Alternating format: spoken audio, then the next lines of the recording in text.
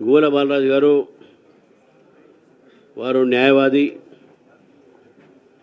న్యాయ విద్యలో వారు పిహెచ్డి కూడా పొందారు.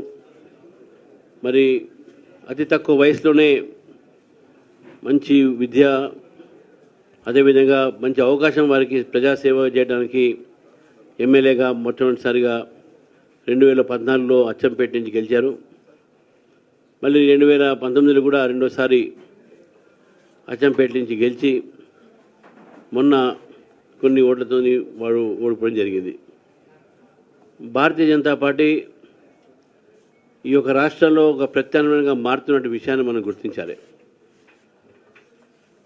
మరి బాలరాజు గారు ఈరోజు అది గుర్తించి భారతీయ జనతా పార్టీ పెరుగుతున్నటువంటి ఒక సందర్భంగా నరేంద్ర మోదీ గారు పేద ప్రజలకు, దేశం కోసము, బడుగు బలహీన వర్గాల కోసం చేస్తున్నటువంటి ఒక ప్రయత్నం అయితే చేస్తున్నారో దాన్ని ఆకర్షితులై వారు బీజేపీలో రావడం జరిగింది.